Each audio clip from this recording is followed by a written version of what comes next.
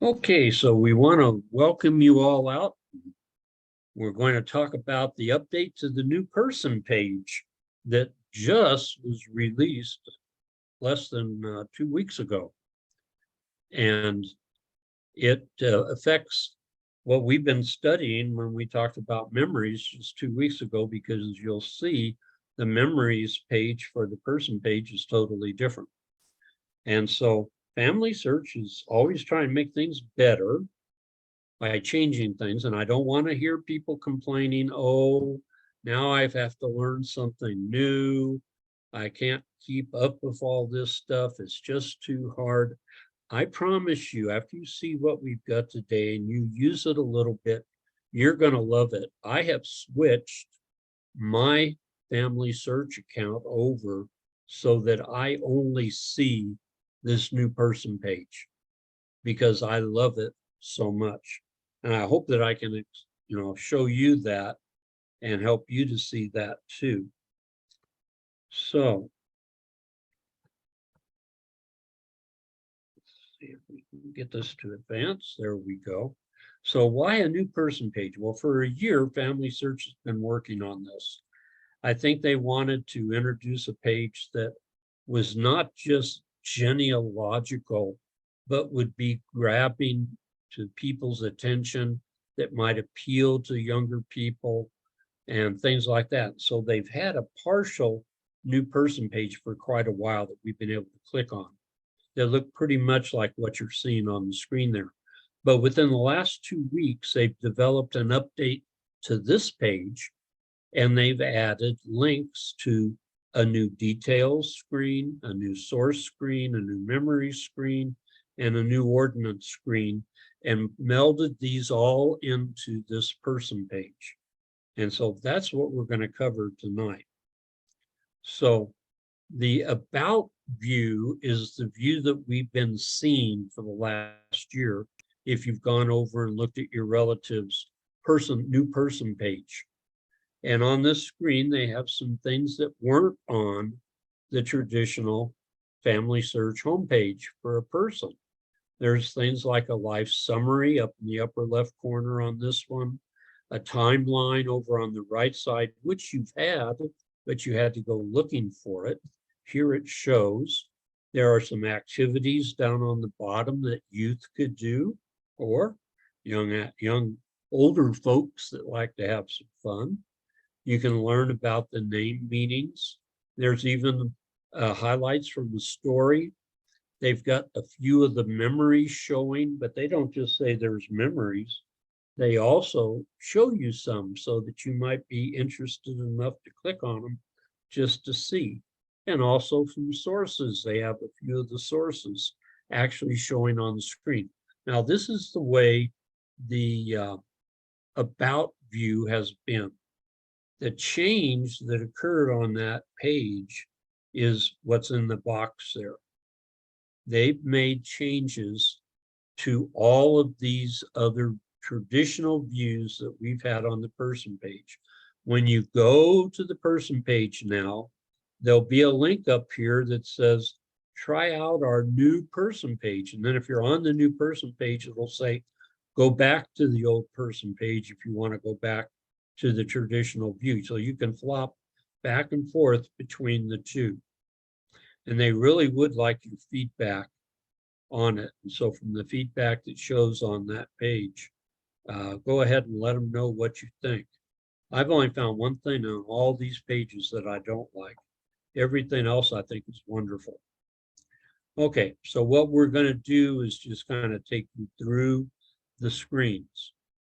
The details page, the big thing about the detail page that is different is that they have boxed the things up, like facts are in a box. In the past, it's like they had a contest to see how long a page could they string out with all this information.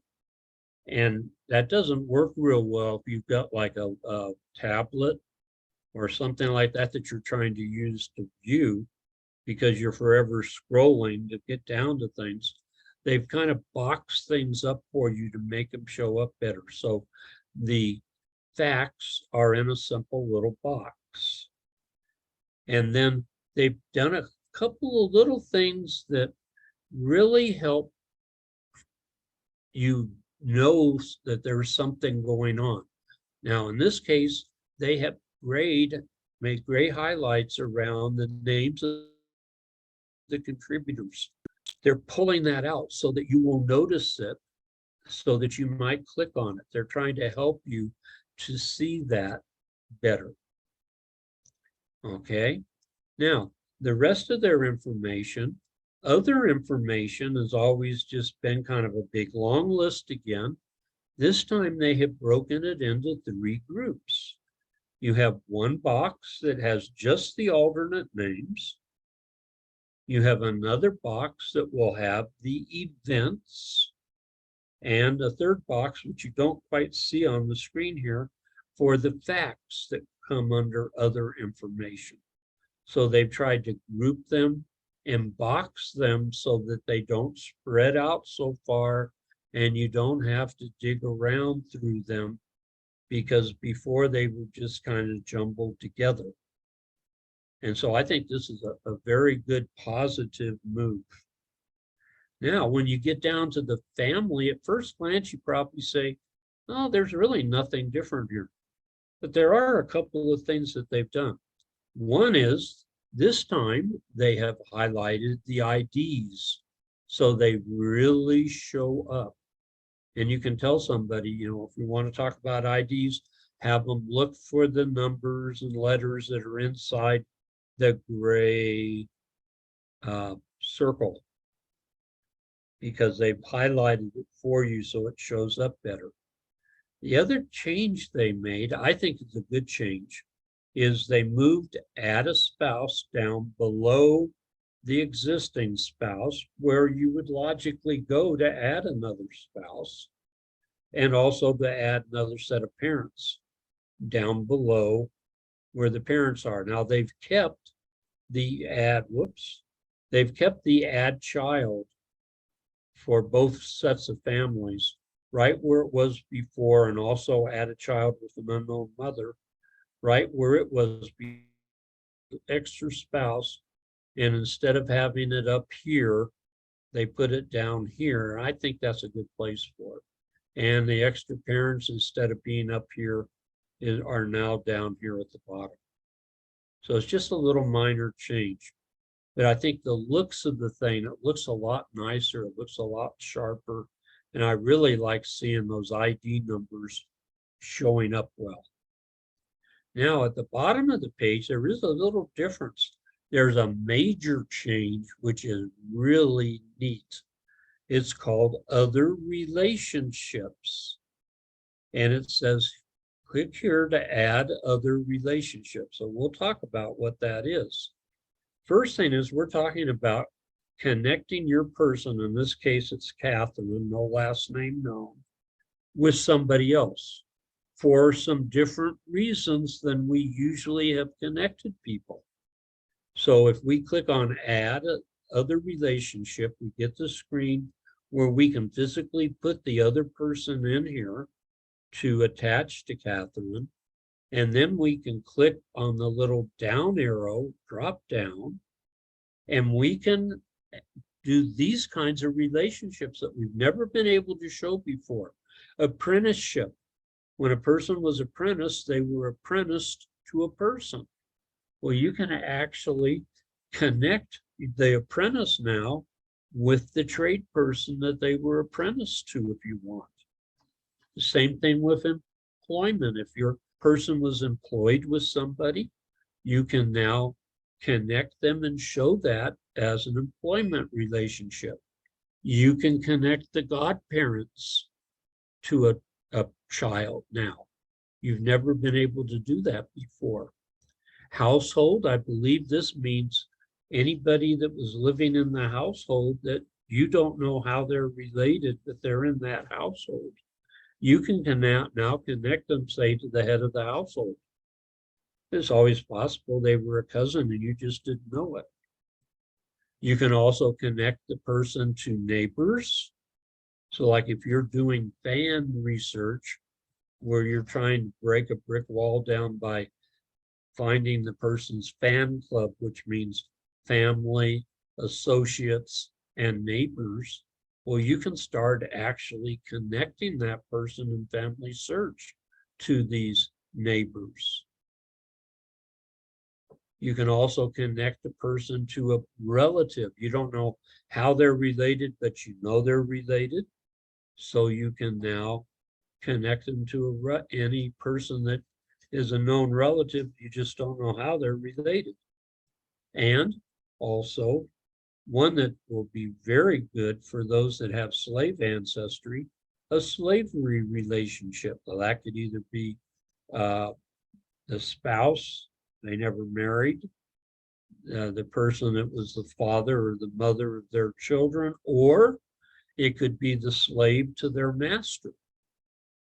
And so there's a lot of new types of relationships that can be shown on FamilySearch by using this other relationships. I don't think these show up in the pedigree chart area at all. It's going to show up over here under other relationships. I haven't added one yet to find out what it looks like. I need to do it just to kind of see.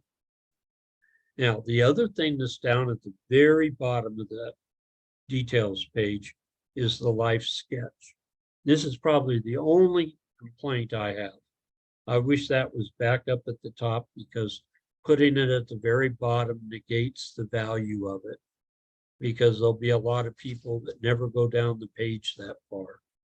And so if you're trying to use it to warn people about problems with this person, it's not going to be as valuable as it used to be when it was right up at the top. But it is still there. So that's the details page. Now, the right-hand column of the details page looks very similar, almost identical. One major change, or minor change, I should say, is the people who made changes, they've now highlighted so they show up better. And they kind of eliminated the box for printing and folded that into the tools box down there. They did two things. One of them is, if the person can't be deleted, delete person will be grayed out. And if it's grayed out, there's a little link there that says, why can't I delete this person? And so they'll explain to you why you're unable to delete the person. And then the other change was the print button is right below that. And so there's really not much going on that page. And I don't know what happened here when everything hopped around all of a sudden. Okay, so the sources page. The layout's very similar, but the functioning is a lot different. You're going to see that the submitters are in gray. They're doing a lot of that, so they're making that kind of a standardized thing. The add sources button will work pretty much the same. When you click add source, you're going to be able to make up your own source from scratch, make a source from the memory, or I can't think what the third one is now, skip my mind, or take it from the source box, add a source from the source box. So it's just like it was before. To expand the memory, they no longer have a button that says expand. They just have the little down arrow. And you click on the down arrow and it will expand that source. So it makes it a little cleaner, a little neater. And then there's the option button, which you're going to find on most pages now. And the option button is where there's some changes. Okay, there's several things under this option button on sources. To start with, you can sort the sources. And we've had this sorting before. We've had it by date, which of course means all the sources that have a date are put in chronological order, and then the ones that don't have a date are at the bottom.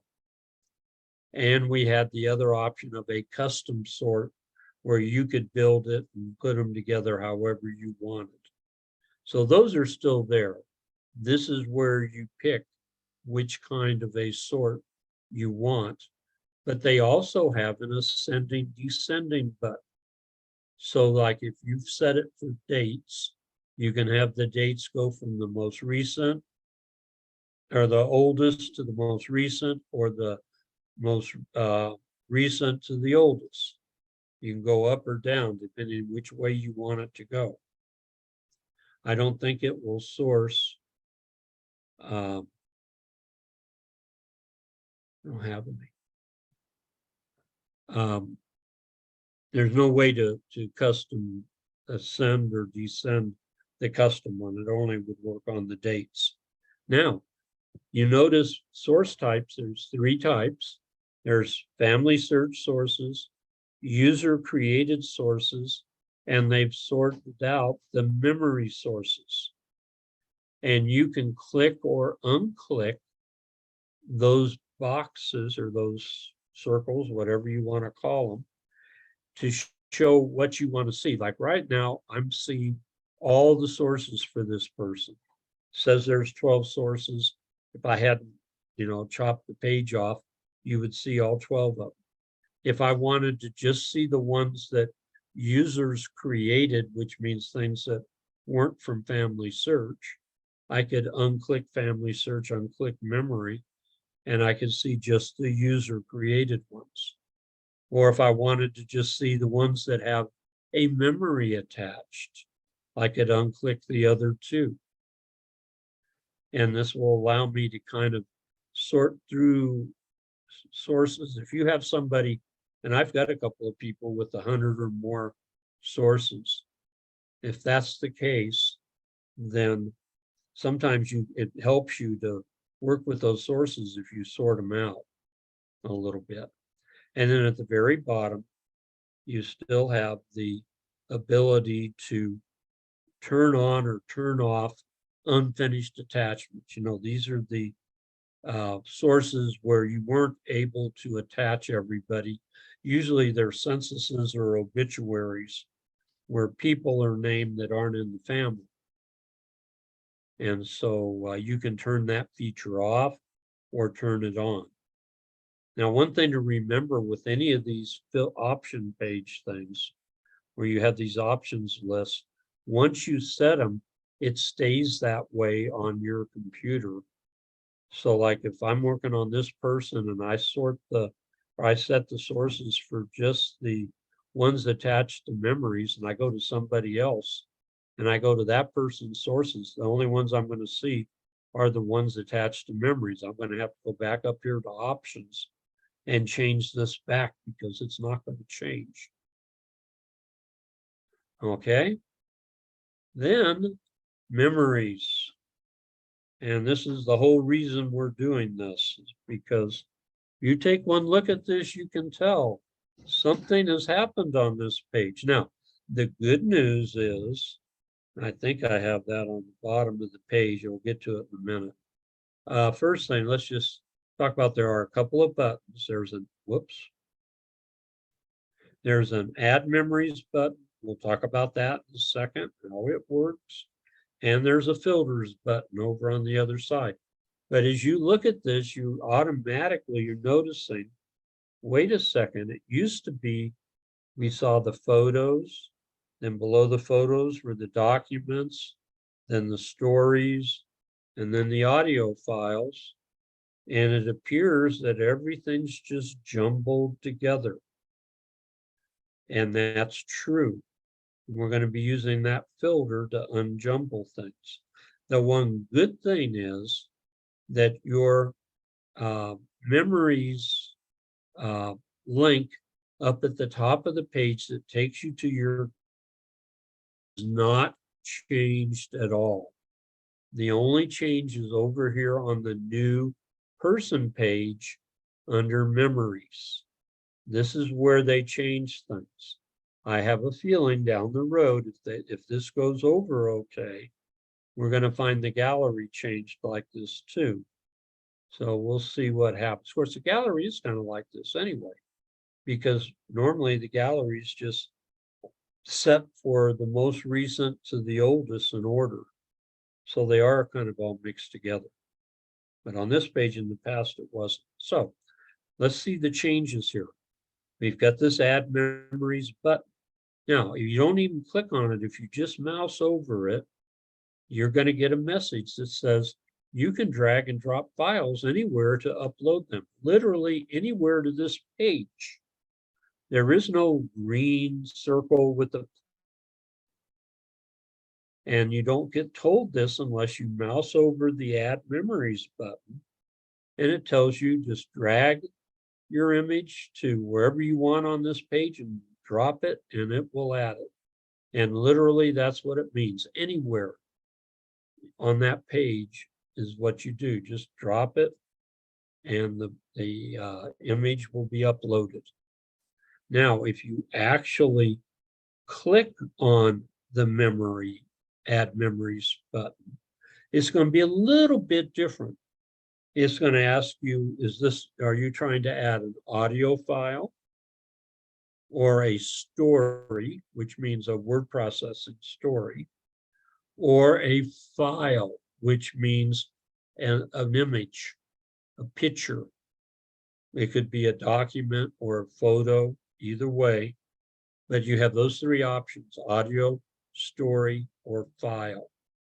And I assume on the file, if you say I want to upload a file, it's going to give you the option to choose whether that file is going to become a photo or a document. So it's a little bit different, but not really much on the add memories. It's just kind of funky that if you just mouse over the button, this other black box pops up to tell you, oh, just drop your image anywhere you want and it'll upload it. Or you can go through the add memories.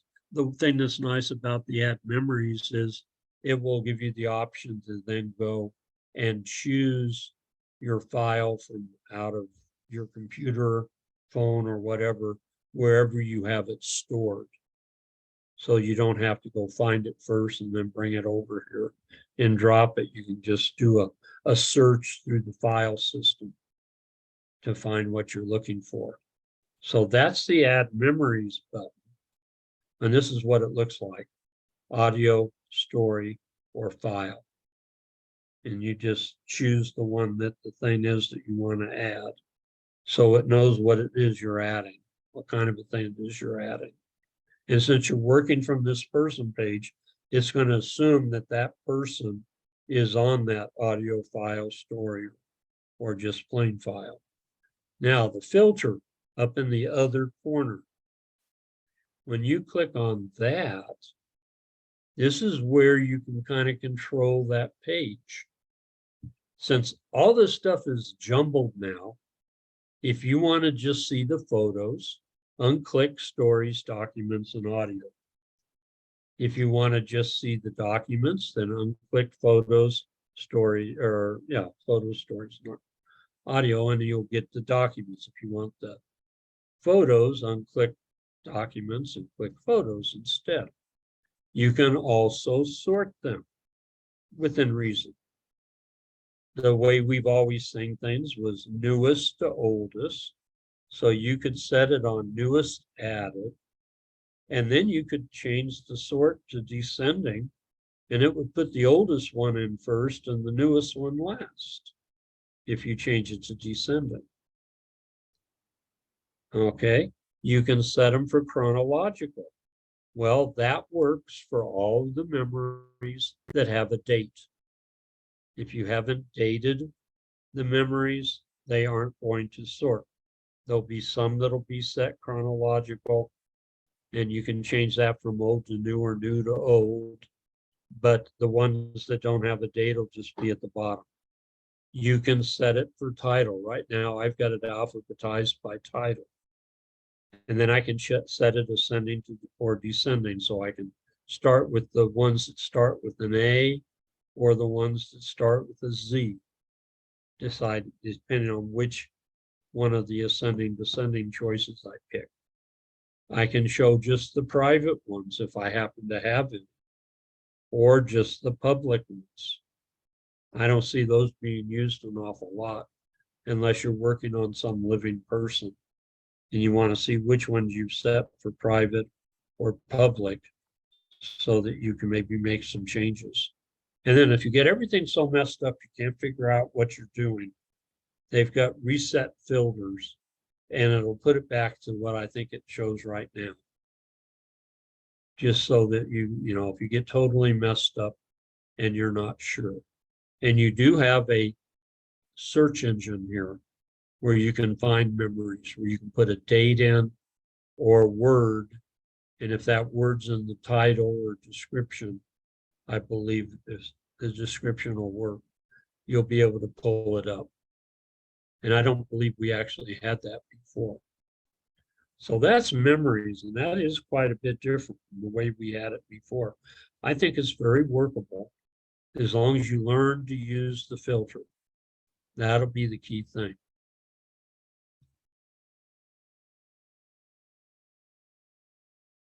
Okay, ordinances. Not much was changed here, just a couple of little things. One was they changed the ID so that it's highlighted. So it shows up a little better for the people that are on that page. And they've actually added the pictures for whatever reason. They decided to attach the pictures to these people, which makes it a little more personal.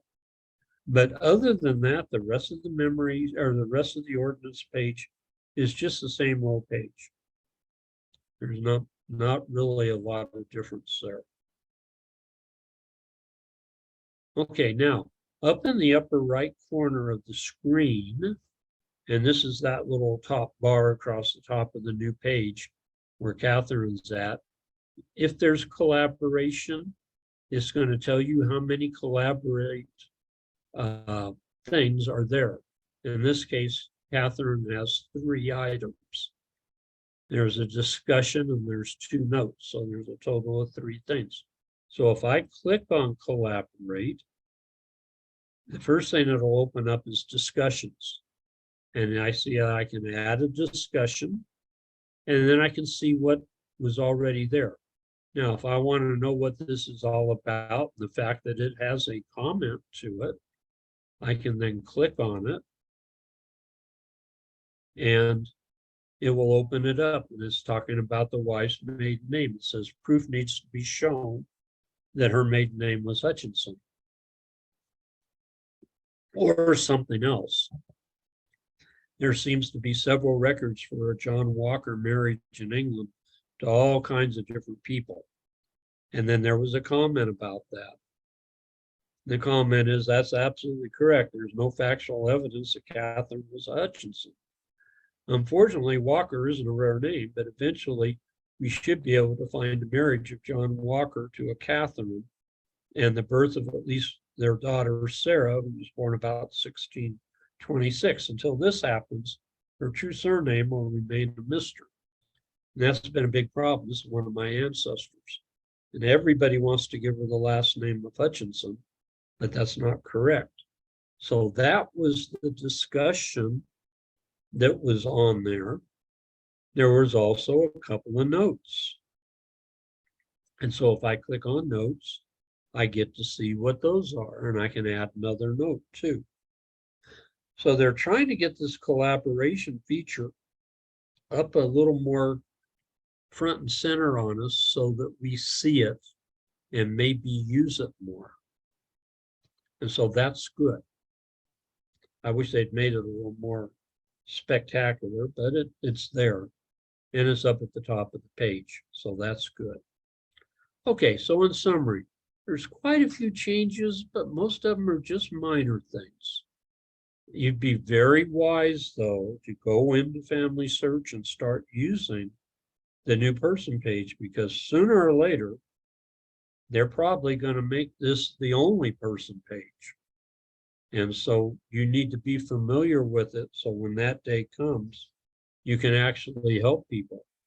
And in the meantime, don't be surprised if some people show up at the center and they're using it and they start asking you questions about it. It helps to be ahead of the game. And like I said, I love this person page. I think this is really very workable. And the only thing you have to do is learn to use those filters on memories and sources. As long as you do that, it's really a cool new update to FamilySearch. Okay, questions. And I kind of expect there'll be some.